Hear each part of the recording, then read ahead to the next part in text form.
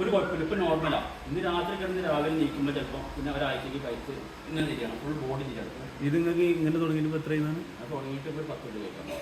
10 കൊല്ലമായിട്ട് നിങ്ങളിപ്പോൾ ഇങ്ങനെ അതിൻ്റെ ഇടയ്ക്ക് ഗൾഫ് നിർത്തിയത് അതുകൊണ്ടാണ്. ഡോക്ടർമാരെ കാണിച്ചിട്ടുണ്ടായിരുന്നു? ഡോക്ടർമാരൊക്കെ കാണിച്ച് ഗൾഫിൽ നിന്ന് കുറേ 1 ലക്ഷം ദിർഹംസിൻ്റെ ചികിത്സ ഞാൻ ചെയ്തത് 6 മാസം കൊണ്ട്. എനിക്ക് ശമ്പളം ഒരു കൊല്ലത്തിൽ 1 ലക്ഷം ദിർഹംസ് എത്തും. 1 ലക്ഷം എന്ന് പറഞ്ഞാൽ 22 ലക്ഷം റുപ്യ ഇന്ത്യൻ പൈസ.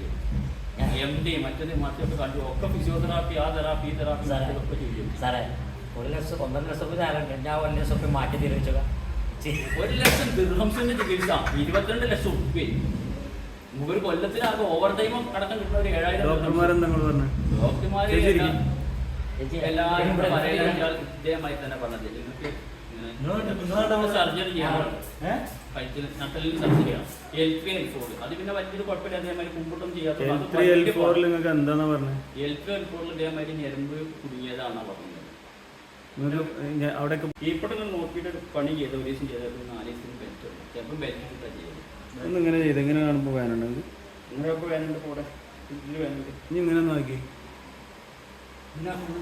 വേദന ഉണ്ട്. ഇനി ഇങ്ങോട്ട് തിരിച്ച് മറ്റേതൊരു ആഴ്ചയിൽ 1 ദിവസം തെറ്റും. സൈക്കിളിന്റെ പണി വീട്ടിൽ ഇങ്ങനെ തന്നെ 10 കൊല്ലമായി നമ്മൾ വേണം.